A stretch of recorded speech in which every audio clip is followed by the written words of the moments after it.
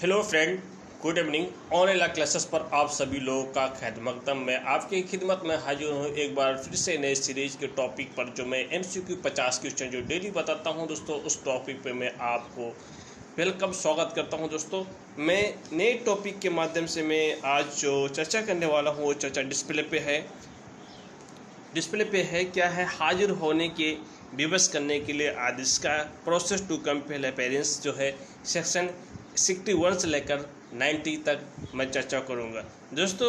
ये बहुत ही इंपॉर्टेंट चीज़ है। पहले हम इसके जो सेक्शन हैं 60 से लेकर 98 तक व्यक्ति हाजिर होने के लिए क्या क्या प्रक्रिया बताई गई है उस पर हम बात करेंगे। तो इसमें जो है 4 तरीके की प्रक्रिया बताई जाती है। एक होता है समन बताया जाता है, तो धारा 61 से लेकर जो है 69 तक है, यानी 61 से लेकर 69 तक है। और क्या नाम है, अरेस्ट के लिए वारंट की बात करता है जो 70 से लेकर 81 तक की बात करता है। और उसके बाद में प्रोक्लेमेशन की बात करता है। प्रोक्लेमेशन जो है वो क्या नाम है 82 में बात करता है। और उसके बाद में कहता है प्रॉपर्टी के अटैच की बात करता है, तो सेक्शन 83 और सेक्शन 86 की बात करता है। तो मैं पहला क्वेश्चन क्या कहता है, दंड प्रक्रिया संहिता के अंतर्गत किसी न्यायालय द्वारा समन जारी किया जाना आवश्यक है। तो समन जारी किया जाता है तो क्या है, लिखित होना चाहिए, 2 प्रतियों में होना चाहिए, उपप्रति में दोनों में से होना चाहिए। डी कहता है 2 प्रतियों लिखित हो, न्यायालय के पीठासीन जो अधिकारी हैं उसका सिग्नेचर जो न्यायालय के मोहर से युक्त होना चाहिए। तो ये उत्तर सही है। ओके, अब बात करते हैं कि क्या नाम है, समन की तामील कैसे की जाएगी। अब समन की तामील कैसे की जाएगी? किसी पुलिस अधिकारी द्वारा भी किया जाता है, न्यायालय द्वारा भी किया जाता है, न्यायालय के जो किसी भी अधिकारी द्वारा भी किया जाता है, किसी अधिकृत व्यक्ति लोक सेवक द्वारा किया जाता है। तो मैं समन से मुराद है, समन का मतलब होता है न्यायालय में बुलाया जाना। और समन इस प्रकार जो है डेफिनेशन है कि समन न्यायालय द्वारा जारी किया गया एक डॉक्यूमेंट्स है जिसमें किसी व्यक्ति को जो है सर्टेन डेट को, सर्टेन टाइम को जो है उस प्लेस पर जो है प्रेजेंट होने के लिए और यूज़ ऑफ प्रोसेस किया जाता है।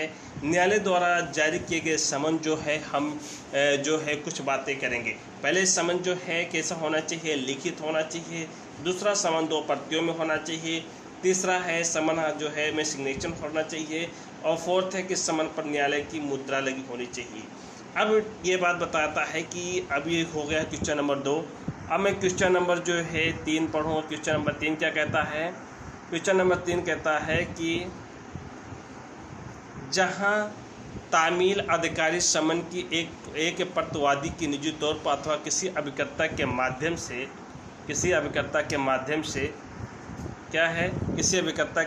से उससे सुपुर्द अथवा प्रस्ताव प्रस्तुत करता है और वहां उसे तामील की अभिस्वीकृति चिन्ह के रूप में व्यक्ति के हस्ताक्षर समन के मूल पत्र के अवश्य लेना चाहिए। फिर भी ए, समन के पत्र प्रतिवादी द्वारा, बी, प्रतिवादी के हस्ताक्षर युक्त समन के मूल पत्र के न्यायालय को लौटा दिया जाना, सी, उपरोक्त ए, बी दोनों, डी, प्रतिवादी द्वारा हस्ताक्षर युक्त समन के मूल पत्रों को वादी को लौटा दिया जाना। यहाँ उत्तर है बी क्या कहता है कि समन की जो तामील है वो प्रतिवादी को जो है सिग्नेचर युक्त स्थान के मूल पत्र 2 प्रतियों में समन जारी किया जाता है। एक प्रति दी जाती है, एक प्रति में क्या है सिग्नेचर करा ली जाती है कि इनको सर्व हो चुका है। ठीक, अब जहाँ अब ये बात करता है, तीसरा सवाल कहता है अब कॉर्पोरेट निकाय तथा समितियों का पर समन की तामील के समान के समझ प्रस्तुत किया जाएगा।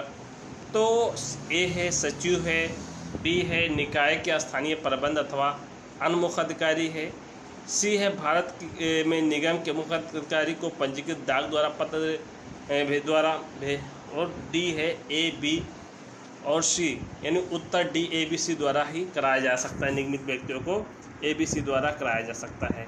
ठीक है, अब उसके बाद में क्या है कि कौन सा क्वेश्चन नंबर है, 5वां है, दंड प्रक्रिया संहिता की किस धारा के अंतर्गत समन की तामील संबंधित व्यक्ति को छोड़कर उसके परिवार के किसी भी व्यक्ति सदस्य के पास छोड़ जाने के द्वारा की जा सकती है।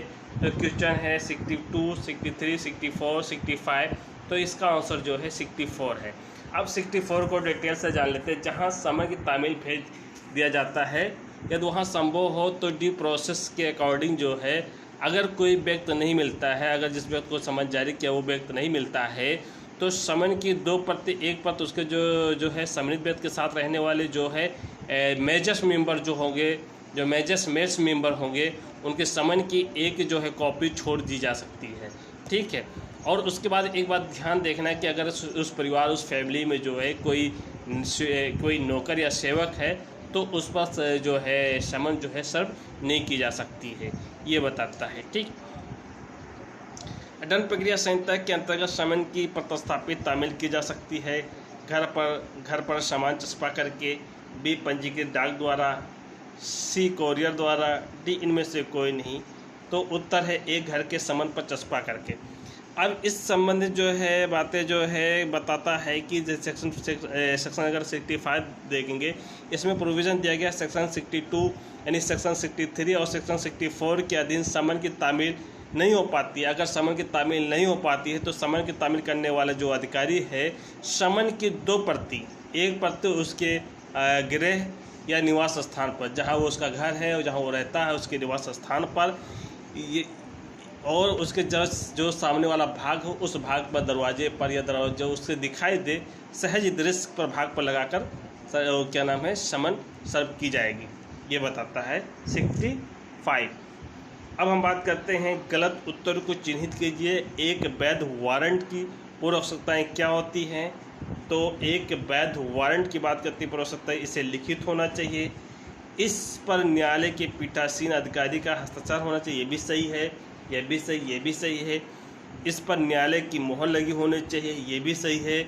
इसमें अभियुक्त के नाम का उल्लेख आवश्यक है, यद्यपि उसके पता का उल्लेख आवश्यक नहीं है, ये गलत है। तो इसका उत्तर हम देखते हैं क्या है, इसका उत्तर डी है, ये गलत है। ठीक है। अब हम जब वारंट की बात करेंगे तो वारंट जो है कहाँ से दिया है, 79 से, वारंट जो है 70 से लेकर 81 तक दिया गया है। ठीक है। अब उसके बाद में वारंट क्या है, जमानती वारंट है, अजमानती वारंट है। वारंट के प्रारूप जो है, वारंट का प्रारूप भी बताया गया है। इस संहिता के द्वितीय अनुसूची में जो है संख्या प्रारूप 2 और 5 में वारंट का प्रारूप का उल्लेख दिया गया है।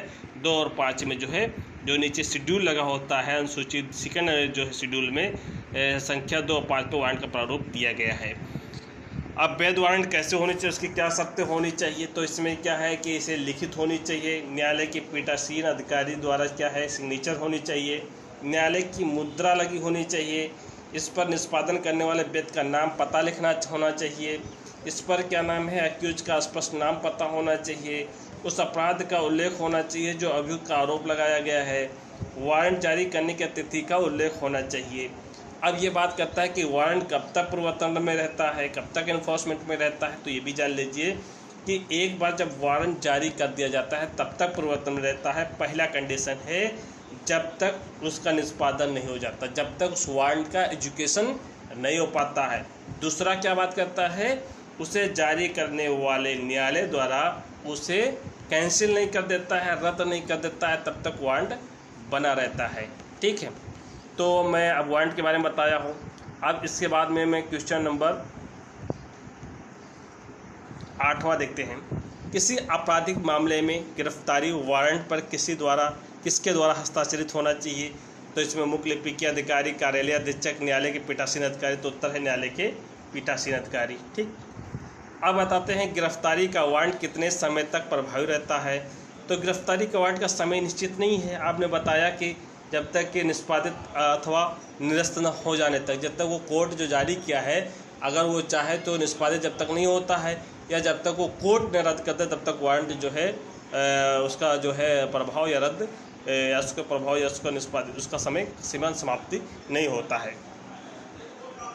अब बात करता हूँ क्वेश्चन नंबर 10।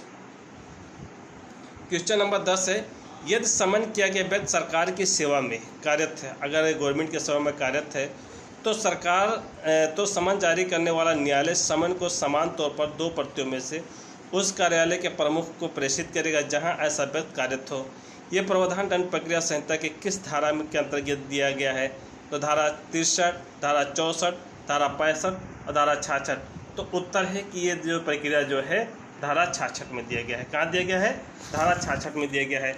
अब धारा 66 का जो है कि धारा 66 के अनुसार जो है जब कोई व्यक्ति जिस पर समन की तामील की जाती है तो सरकार के जो है सरकार में एक्टिव सेवा में है, वहाँ समय की तामील उस कार्यालय के जो प्रधान है, जिसमें वो व्यक्ति सेवक है, जो कार्यालय का प्रधान है और उस व्यक्ति में क्या है वो सेवक यानी जो सर्विस करता है के माध्यम से की जाएगी, उस कार्यालय के माध्यम से की जाएगी। ऐसे प्रधान को जो है 2 कॉपी में से प्रश्नांकन सहित पर जो है हस्ताक्षरित करा के लौटा दिया जाएगा। जो उस प्रधान है, कोई भी अगर एक इंटर कॉलेज होता है तो उसके जो प्रिंसिपल होते हैं और प्रिंसिपल के जो अधीनस्थ सभी कर्मचारी होते हैं उसी के अधीनस्थ वो कर्मचारी होते हैं। और कर्मचारी के वो जो कोई ऑफिसर जाता है तो प्रिंसिपल से ही वो क्या नाम है सिग्नेचर करवा लेता है और सिग्नेचर करा के उसको क्या नाम है एक कॉपी सुपुर्द कर देगा, एक कॉपी ले लेगा और समन सर्व हो जाएगी। ठीक है। अब क्वेश्चन नंबर 11 कहते हैं दंड प्रक्रिया संहिता, जैसे कि दंड प्रक्रिया संहिता की धारा 75 में प्रावधान है कि गिरफ्तारी के वारंट को निष्पादित करने वाले पुलिस अधिकारी अथवा अन्य व्यक्ति के लिए आवश्यक है कि क्या आवश्यक है। पहला है वो गिरफ्तार किए जाने वाले व्यक्ति को जिसके सार सूचित करे, उसके सार को सूचित करे। यदि आवश्यक हो तो गिरफ्तार किए जाने वाले व्यक्ति को वारंट दिखाए और गिरफ्तार किए जाने वाले व्यक्ति को वारंट की एक प्रति सौंपे। उपरोक्त में से ए और बी दोनों, तो उत्तर डी है ए और बी दोनों, यानी ए बी दोनों है। अब ये बात कहाँ बताई गई है कि 75 में बताया गया है कि जो वारंट की बात बताया गया है 75 में बताया गया है कि वो गिरफ्तार किए जाने वाले व्यक्ति का उसका सार को सूचित करे और यह यदि आवश्यक हो तो गिरफ्तार किए जाने वाले व्यक्ति को वारंट दिखाया जाए और गिरफ्तार किए जाने वाले व्यक्ति को वारंट की एक प्रति जो है सौंपा जाए, ये बताया गया है। ठीक। अब हम बात करेंगे कि क्वेश्चन नंबर 12, पुलिस अधिकारी गिरफ्तार किए गए व्यक्ति को अविलंब न्यायालय के समक्ष प्रस्तुत करेगा, ऐसा किस धारा के अंतर्गत आदेशित है। तो धारा 76, धारा 77, धारा 78, धारा 79। तो धारा क्या बताता है 76। ठीक है। तो धारा 76 में जो है इस चीज़ को उल्लेख किया गया है कि पुलिस अधिकारी गिरफ्तार किए व्यक्ति का अविलंब जो है न्यायालय के सामने जो है वो क्या करेगा प्रस्तुत करेगा। ठीक है। और उसके बाद में क्या है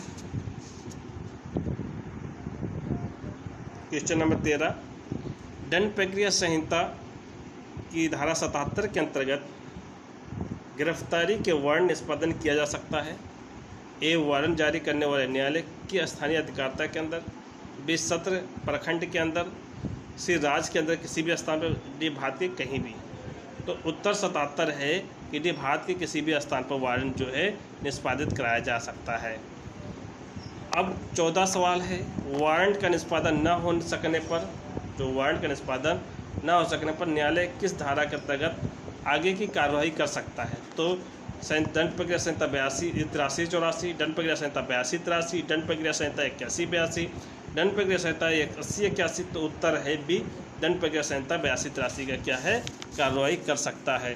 अब 82-83 के कार्रवाई के बारे में हम बात करते हैं कि पहले सुन लीजिए कि 82-83 में होता क्या है कि 82-83 में जो है जब कोई व्यक्ति जिसकी उपस्थिति न्यायालय में आवश्यक है और वो जो है उस पर समन जारी किया गया है, समन जारी में नहीं आता, उस पर वारंट जारी किया तब भी वो नहीं आता है, तो उसके बावजूद भी नहीं हाजिर होता है, तो न्यायालय गिरफ्तारी सुनिश्चित करने हेतु यानी न्यायालय जो है गिरफ्तारी सुनिश्चित करने हेतु संहिता की धारा 82 से कार्रवाई कर सकता है। ऐसे व्यक्ति को फरार की घोषणा का प्रोविज़न है और फरार की घोषणा होने पर ऐसे व्यक्ति को प्रोक्लेम कर सकता है। अब ऐसे में क्या होगा, ऐसे व्यक्ति के विरुद्ध जो है वारंट जारी हो चुका हो, जो व्यक्ति है वारंट जारी हो चुका हो, कंडीशन क्या है, ग्राउंड क्या है, वो फरार हो गया हो, वो अपने आप को छुपा रहा हो, तब न्यायालय उसे अपेक्षित करने वाले लिखित उद्घोषणा प्रकाशित कर सकता है। जब न्यायालय एक लिखित उद्घोषणा क्या है प्रकाशित करेगा कि फला तारीख को फला समय फला स्थान पर आप हाजिर हो जाइए, और हाजिर होने के कम से कम 30 दिन के पश्चात तो हाजिर होना ही होना है, ये बात धारा 82 में बताता है। और उद्घोषणा की जो उद्घोषणा में प्रकाशित की बातें, तो उद्घोषणा के साथ निम्नलिखित प्रकाशित की जाएंगी उस नगर या ग्राम में जिसमें से व्यक्ति साधारण निवास करता है उसके सादृश्य स्थान पर सार्वजनिक रूप से वो पढ़ी जाएगी, जहाँ भी वो रहता है वहाँ चिपका दिया जाएगा, वो पढ़ी जाएगी ऐसे व्यक्ति को न्यायालय में हाजिर होने के लिए। आप देखते होंगे जब पेपर पढ़ते हैं, पेपर में आपको एक बगल में से विज्ञप्ति में ये दिया होता है कि फला तारीख को फला व्यक्ति इस कोर्ट के सामने हाजिर हो। और दूसरी कंडीशन क्या कहता है, वो गृहवास स्थान जहाँ ऐसे में व्यक्ति मामूली तौर पर निवास करता है किसी शहर से भाग पर ऐसे नगर या ग्राम के सादृश्य स्थान पर लगाई जाएगी। गा कहता है ऐसे प्रतिवेद के न्याय सदन में जहाँ कोर्ट है वहाँ में जो है एक भाग चिपकाई जाएगी। यदि न्यायालय ठीक समझता है तो प्रकाशन को ये निर्देश दे सकता है कि उस घोषणा की एक प्रति उस स्थान में जहाँ प्रचलित किसी दैनिक समाचार पत्र में प्रकाशित की जाए जहाँ मामूली तौर पर वो निवास करता हो। ये प्रोविजंस दिया गया है। ठीक है, अब इसमें चल संपत्ति की कुर्की की बात करता है, अचल संपत्ति की कुर्की की बात करता है। अब यह हम आगे बात करेंगे।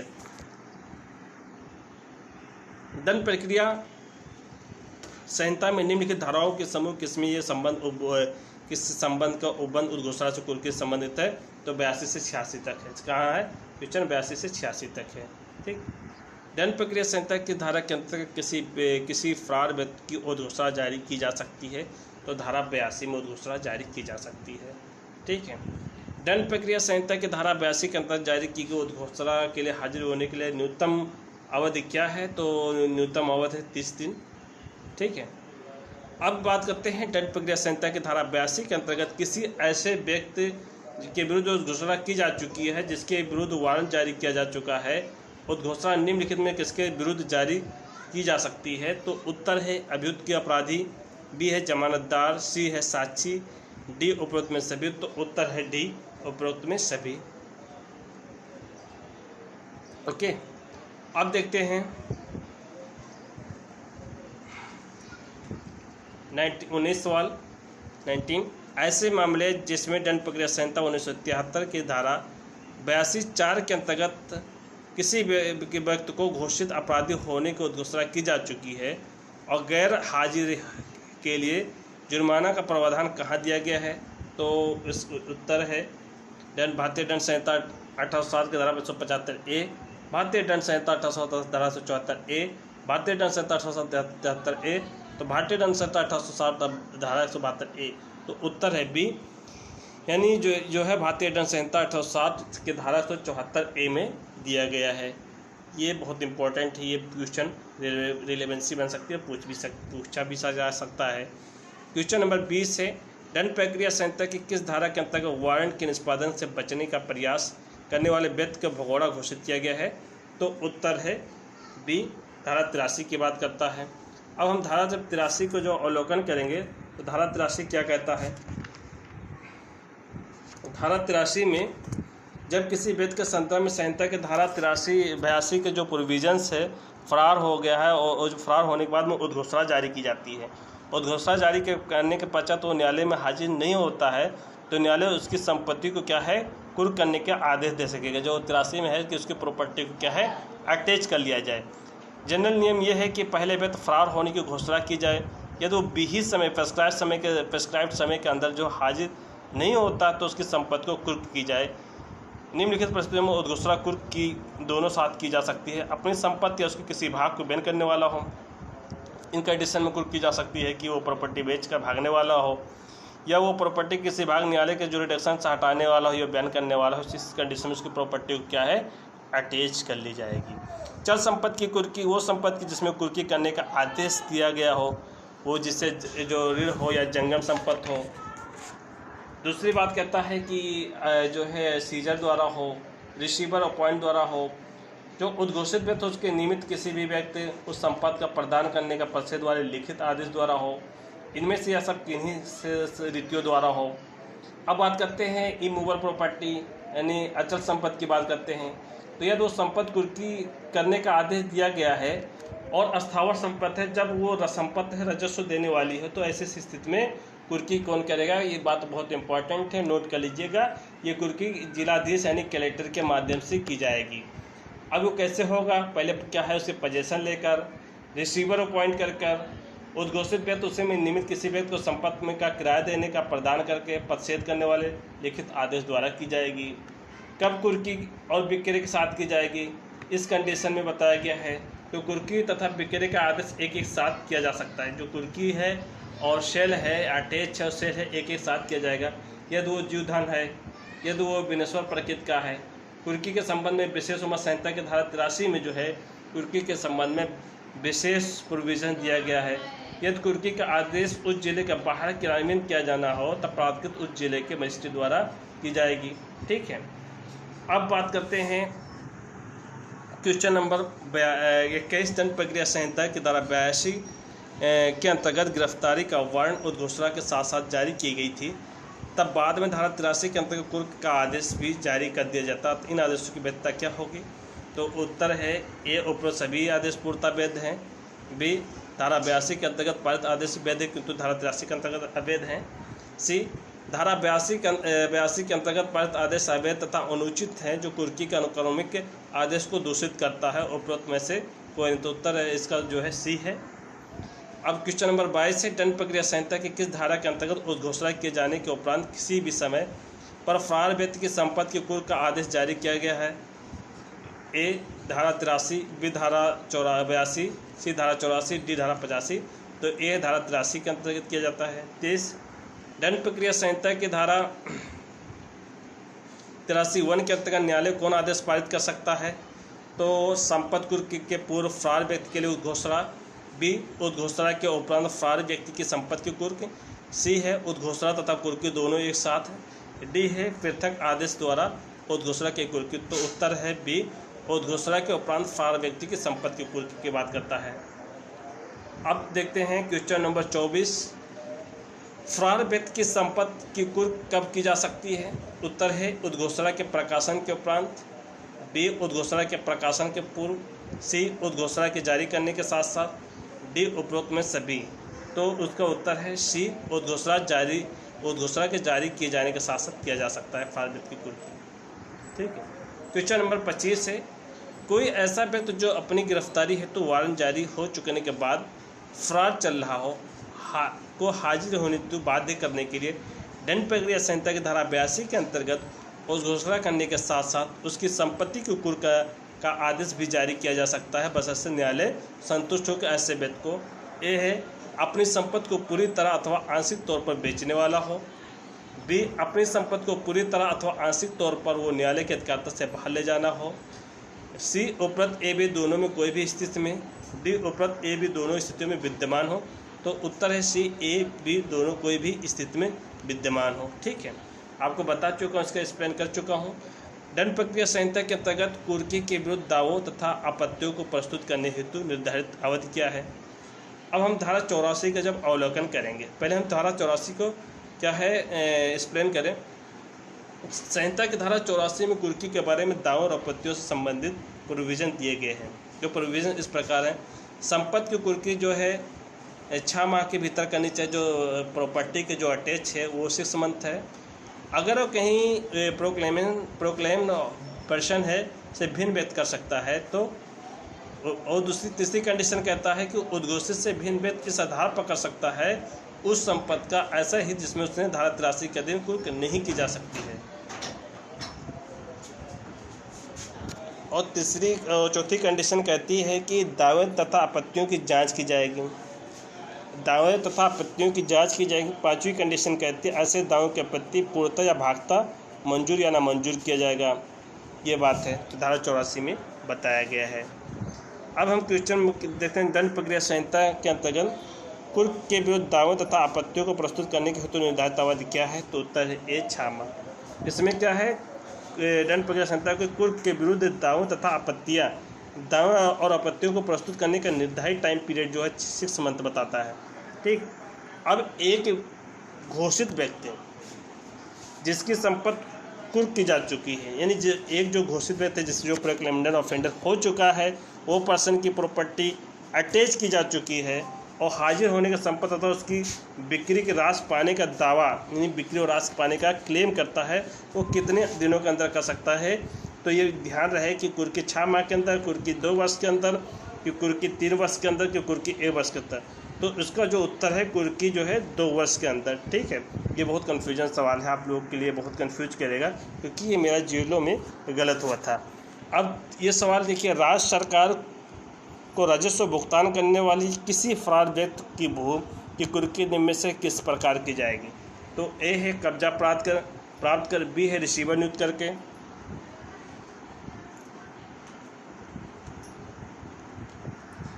सी है जिले में भूमि स्थित जिलाधीश के माध्यम से, किसी अन्य समुचित तरीके से। तो हमने आपको बताया था जिला कलेक्टर ही उसको कर सकता अगर वो, ठीक है। तो जिले के भूमि स्थित हो तो उस जिले की धीसी कर सकता है। ठीक, अब हम बात करते हैं कि निम्नलिखित में से किसी एक कार्य को करते समय किसी सक्षम मजिस्ट्रेट द्वारा कोई अनियमितता बरती जाती है तो क्या दंड प्रक्रिया संहिता के अधीन कार्रवाई को अवैध बना देगी? उत्तर है धारा 94 के अधीन तलाशी वारंट जारी करना, धारा 155 के अधीन पुलिस को किसी अपराध के अन्वेषण के आदेश दिए जाना, धारा 83 के अधीन संपत्ति कुर्क करने तथा बिक्री करना, धारा साक्ष्य हासिल करने हो तो धारा 306 के अधीन किसी भी अपराधी को क्षमादान करना। तो उत्तर है सी, यानी धारा 83 के अधीन कुर्क में बिक्री करना। इसका सवाल का मतलब क्या है कि फिर से सुनिए कि निम्नलिखित कार्यों में से किसी एक कार्य को करते समय किसी सक्षम किसी कॉम्पिटेंट मजिस्ट्रेट द्वारा कोई अनियमितता बरती जाती है तो क्या दंड प्रक्रिया संहिता के अधीन कार्रवाई अवैध मानी जाती है? तो अगर 83 के अधीन कार्रवाई करता है और कॉम्पिटेंट है तो वो कार्रवाई जो है अवैध मानी जाएगी। ठीक है, ये बताया गया है सी में, और सारे वैध होंगे। तीसवां सवाल है दंड प्रक्रिया संहिता 1973 के अंतर्गत न्यायालय किसी भी व्यक्ति को गवाही के लिए समन करने के लिए अधिकार है। क्या है? मात्र जांच एवं विचारणा के दौरान, बी मात्र विचारणा के दौरान, सी मात्र जांच अथवा अन्य कार्रवाई के दौरान, डी जांच और विचारणा अथवा अन्य कार्रवाई के दौरान। तो उत्तर है डी, जांच और विचारणा या अन्य कार्रवाई के दौरान। ठीक है, अब बात करते हैं जब प्रतिवादी कारावास में निरुद्ध हो तो समन सुपुर्द किया जाएगा अथवा भेजा जाएगा किसको? ए संबंधित व्यक्ति को, बी व्यक्ति के परिवार को, सी कारावास के प्रभारी प्रतिवादी को तामील करने हेतु, डी व्यक्ति के अधिवक्ता को। उत्तर है सी, कारावास प्रभारी के प्रतिवादी को तामील करने हेतु। अब बहुत अच्छी बात सवाल ये है कि ट्रांजिट रिमांड शब्द का होता क्या है, यानी ट्रांजिट रिमांड आप सुनते होंगे, इसका मतलब क्या होगा? उत्तर है इसका, देखिए, ए है किसी कैदी का एक से दूसरे कारावास से स्थानांतरण होता है, बी है ये किसी आपराधिक मामले का एक दूसरे का न्यायालय में ट्रांसफ़र करता है, सी है ये एक पुलिस द्वारा किसी अभियुक्त को एक दूसरे राज्य में ले जाना होता है, और डी है ये एक अभियुक्त न्यायालय के कारावास ले जाना होता है। तो उत्तर सी है, ये पुलिस द्वारा किसी अभियुक्त को एक से दूसरे राज्य में ले जाना ही ट्रांजिट रिमांड कहा जाता है। ठीक है, अब देखते हैं चीज़ों को पेश करने हेतु विवश करने की आदेशिकाएँ। Process to compel the production of thing, ये धारा 91 से लेकर 95 तक है। किस सेक्शन में है? धारा 91 से लेकर 95 तक बताया गया है। अब धारा 91 में है कि डॉक्यूमेंट या अन्य चीज़ पेश करने के लिए समन किया जाता है। तो क्या क्या पेश करने के लिए समन किया जाता है? तो न्यायालय द्वारा पुलिस थाने के प्रशासनिक अधिकारी को अन्वेषण, जांच, विचारण या अन्य कार्यवाही के उद्देश्य से ये आवश्यक होता है कि लिखित आदेश से यह अपेक्षा करते हुए जारी कर सकता है कि समन या आदेश में उल्लिखित समय स्थान पर पेश करे और हाजिर हो, ये बात करता है। ठीक है, अब क्वेश्चन क्या कहता है? दंड प्रक्रिया संहिता 1973 निम्नलिखित धाराओं में से किस धारा के अंतर्गत दस्तावेज प्रस्तुत करने हेतु उस व्यक्ति को समन जारी किया जा सकता है जिसके कब्जे में दस्तावेज मौजूद हो? तो क्या है? ए धारा 90, धारा 95, धारा 94, धारा 91। तो उत्तर धारा 91 में बताया गया है। ठीक, दंड प्रक्रिया संहिता 1973 की धारा 91 में निम्न पर किस पर लागू नहीं होगी? ए परिवादकर्ता पर, बी साक्षी पर, डी अभियुक्त पर, ऐसा व्यक्ति जो ना तो परिवादकर्ता हो और ना ही अभियुक्त अथवा साक्षी हो। तो उसका उत्तर है सी, अभियुक्त पर लागू नहीं होगी। ठीक है, अब बात करेंगे क्वेश्चन नंबर, दंड प्रक्रिया संहिता की धारा 91 के अंतर्गत केवल दस्तावेज प्रस्तुत करने वाला व्यक्ति को क्या है? दस्तावेज प्रस्तुत करने वाले हेतु व्यक्तिगत तौर पर उपस्थित होना होता है। बी कहता है वो दस्तावेज प्रस्तुत करने के संबंध में प्रबंध कर सकता है, वो समय को उपस्थित हो सकता है अथवा दस्तावेज को प्रस्तुत करने के प्रबंध कर सकता है। केवल ए और बी दोनों से तो उत्तर है वो समय प्रेजेंट हो सकता है अथवा डॉक्यूमेंट प्रस्तुत करने का प्रबंध कर सकता है। तो धारा 91 में जो है ये विहित तो बंधे निम्नलिखित मामले में लागू नहीं होंगे। किसमें लागू नहीं होंगे? तो भारतीय साक्ष्य अधिनियम में जो है धारा 123, 91 जो है 1 वहाँ लागू नहीं होंगे, कि धारा 123 से लेकर 124 में लागू नहीं होंगे। वही बैंकर बही अधिनियम 1891 में लागू नहीं होंगे। डाक या तार प्राधिकारी की अभिरक्षा में किसी पत्र, पोस्ट कार्ड, तार या अन्य दस्तावेज किसी पार्सल चीज़ में लागू नहीं होंगे। इससे संदर्भित जो केस हैं गुजरात राज्य बनाम Shyamlal AR 1965 supreme court, Bombay राज्य बनाम काथिकल AR 1961 supreme court, Jagdish Prasad बनाम बिहार राज्य क्रिमिनल लॉ जनरल AR 1998। अब दंड प्रक्रिया संहिता की धारा 12 में निम्नलिखित में से कौन सी प्रक्रिया का निर्धारण करती है? तो उत्तर है ए, डाक अथवा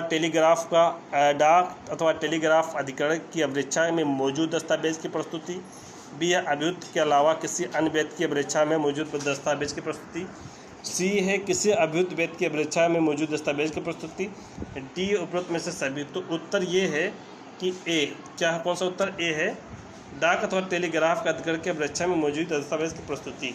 यानी धारा 92 की बात करता है तो पत्र तथा तारों के संबंध में समन जारी करने का पावर जो है धारा 52 में बताया गया है। तो कौन जारी कर सकता है? पहला जिला मजिस्ट्रेट, दूसरा मुख्य न्यायिक मजिस्ट्रेट, तीसरा सेशन न्यायालय, फोर्थ है उच्च न्यायालय की राय से किसी डाक या तार प्राधिकारी की अभिरक्षा में कोई डॉक्यूमेंट, पार्सल, कोई चीज़ जिनका इस कोड में प्रयोग किया जाना है, जैसे कि उसे इन्वेस्टिगेशन में प्रयोग किया जाना है या इंक्वायरी में प्रयोग किया जाना है या विचारणा में प्रयोग किया जाना है, ये संबंधित ये जो है ये सारे डॉक्यूमेंट्स मंगाए जा सकते हैं। ठीक है। किसी दस्तावेज अथवा वस्तु की तलाशी वारंट कौन जारी कर सकता है? मैंने बताया है जिला मजिस्ट्रेट, कोई मुख्य न्यायिक मजिस्ट्रेट, उच्च न्यायालय, सेशन न्यायालय। ठीक।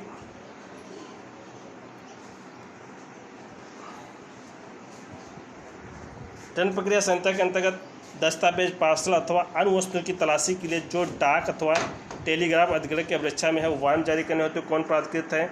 तो सी है उपरोक्त दोनों, जिला मजिस्ट्रेट, मुख्य न्यायिक मजिस्ट्रेट, दोनों बात है। दंड प्रक्रिया संहिता की धारा के अंतर्गत तलाशी वारंट जारी किया जा सकता है तो धारा 93।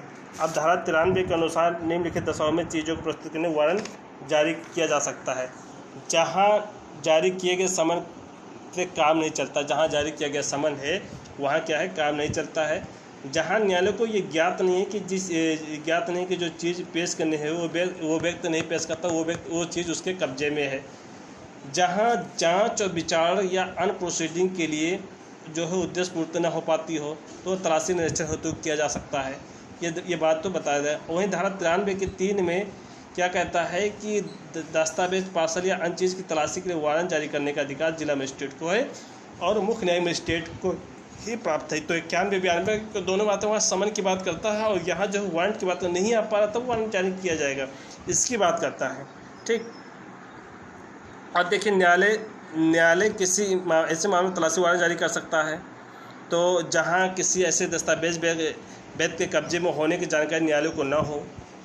बी कहता है जहाँ न्यायालय मानता हो कि समानता तलाशी अथवा निरीक्षण द्वारा कोई जांच, विचारणा, अन्य कार्रवाई पूरी की जा सकती है।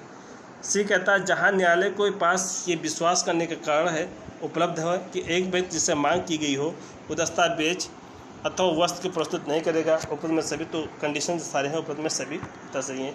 जहाँ न्यायालय को किसी दस्तावेज अथवा वस्तु की किसी व्यक्ति के कब्जे में होने का ज्ञान न हो तो क्या ऐसी स्थिति में न्यायालय तलाशी वारंट जारी कर सकता है? उत्तर है नहीं।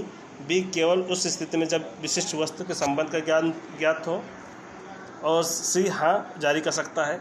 कोई संपत्ति जिसके चोरी होने, चुकाने का आरोप अथवा संदेह हो तो क्या करेगा? एक मिनट। तो एक पुलिस अधिकारी द्वारा क्या है अपगृहित नहीं की जा सकती है, एक पुलिस अधिकारी द्वारा अपगृहित की जा सकती है, एक पुलिस अधिकारी द्वारा बेची जा सकती है, तो एक पुलिस अधिकारी द्वारा विनियोजित किया जा सकती है। तो इसका मतलब एक पुलिस अधिकारी द्वारा जो है अपगृहित की जा सकती है, एक पुलिस अधिकारी जो है सीज कर सकता है। ठीक। दंड प्रक्रिया संहिता की धारा 95 के अंतर्गत की गई संपर्क वापस करने हेतु आवेदन किसके समक्ष प्रस्तुत किया जा सकता है? तो यहाँ सत्र न्यायालय, उच्च न्यायालय, सर्वोच्च न्यायालय, उपरोक्त में से किसी भी न्यायालय, तो यहाँ उच्च न्यायालय में ही प्रस्तुत किया जा सकता है। तो हम धारा जो है धारा क्या है 95 को अवलोकन करेंगे।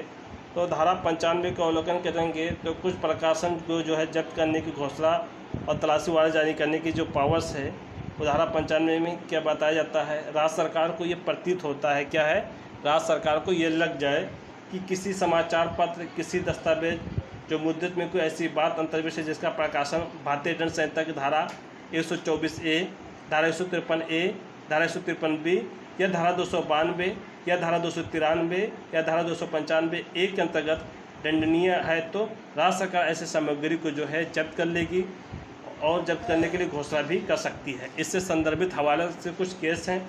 नंद किशोर सिंह बनाम बिहार राज्य 1985 क्रिमिनल लॉ जनरल, हर नाम बनाम उत्तर प्रदेश राज्य AR 1961 supreme court 1962, P Hemlata बनाम आंध्र प्रदेश सरकार AR 1976, Warjinder Singh versus state of Punjab 1993 Kerala राज्य। ठीक है, ये बात करता है। अब संपर्क की घोषणा को आपस करने हेतु आवेदन देने के लिए समय सीमा और जैसे दंड प्रक्रिया संहिता धारा 96 प्रावधान कितनी होती है। घोषणा की तिथि 2 माह, सरकारी गजट में ऐसी घोषणा के प्रकाशन की तिथि 2 माह, घोषणा की तिथि से 30 दिन, घोषणा की तिथि से 6 माह। तो उत्तर है सरकारी गजट के में ऐसी घोषणा के प्रकाशन की तिथि से 2 माह के लिए में जब्त कर सकती है। दंड प्रक्रिया संहिता 97 के अंतर्गत किसी व्यक्ति को खोजने हेतु तलाशी वारंट कब जारी कर सकता है। उत्तर है ए, जब वो फरार फरार हो, जब वो व्यक्ति सदोष प्ररोध हो, जब वो व्यक्ति गमशुदा हो, जब ऐसे व्यक्ति को आता पता न हो। तो धारा जो है ये बताता है 97 बताता है कि 97 में ये बताया गया है। उत्तर जो है ये बी है, जब वो व्यक्ति जो है अवैध तरीके से बंद हो, तो यहीं पर जो है उसका जो है बंदी प्रत्यक्ष कर रिट जारी होता है। ठीक है, अब हम बात करेंगे